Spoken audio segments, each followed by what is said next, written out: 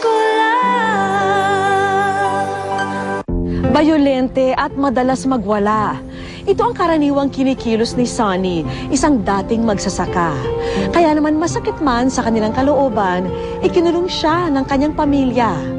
May pag-asa pa kayang bumalik sa dating katinoan ni Sonny?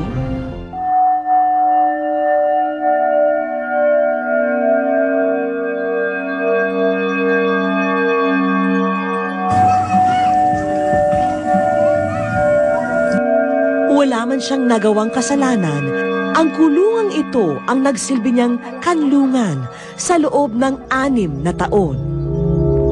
Siya si Sonny, pinaniniwala ang tinakasan ng katinoan. 2 dekada na ang nakararaan nang lumagay sa tahimik si Sonny. Ayon sa kanyang inang si Nanay Lodi, naging responsable raw itong ama.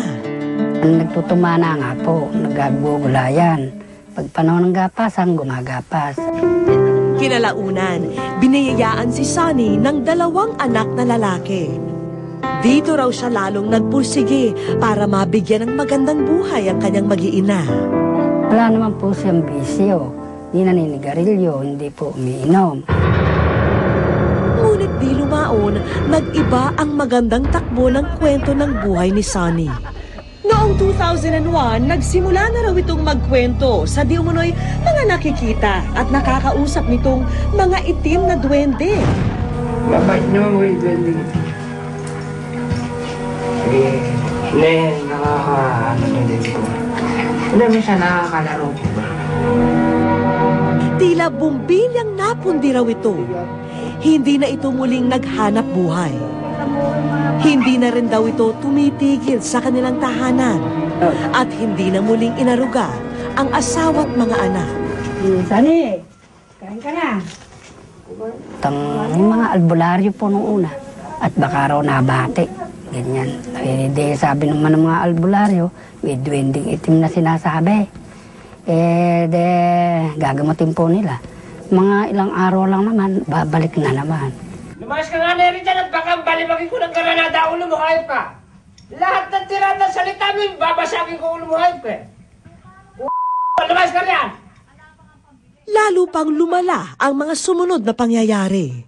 Si Sonny, nagsimula na raw pagbuhatan ng kamay ang kanyang asawa at mga anak. Minsan na rin daw nitong hinabol ng taga ang sariling ina.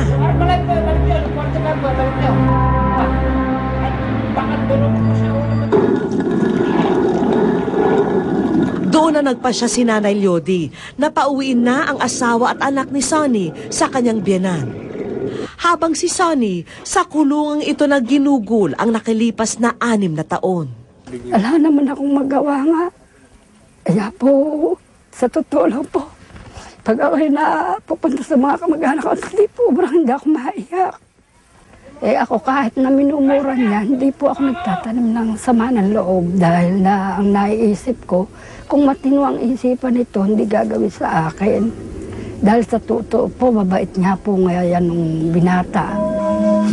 Kung pagmamasdan ang nagsisilbing tahanan ni Sonny, tila hindi na siya makakalaya. Wala na ngang makikitang kandado, pero permanente nang naka-welding naman ang mga bakal sa kanyang pintuan. At ang 2 dipang silid na ito rin ang nagsisilbi niyang tulugan, hapagkainan at palikuran. Dahil ang inisip ko po kawawa ang aking anak. Lalo na po kung ako'y mauunang mamatay, kawawa po ang magiging lagay niya. Sa ngayon, si Nanay Lodi na lang ang laging kasama ni Sonny. At upang mairaos ang kanilang pang-araw-araw na pangangailangan, naglalako si Nanay Lodi ng puto at gulay sa kanilang sityo.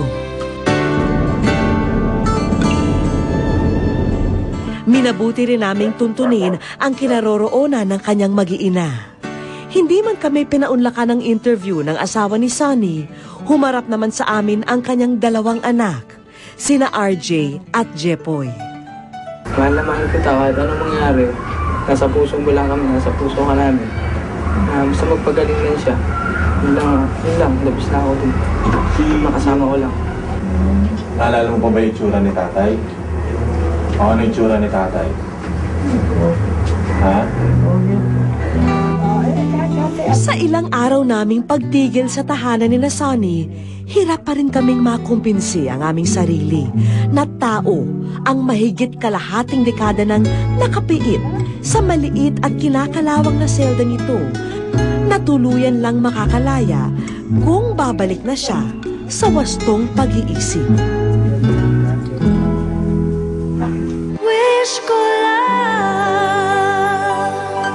sa aming pagbabalik. Sasama ka ba sa amin? Pupunta sa doktor. Ala ako sakit.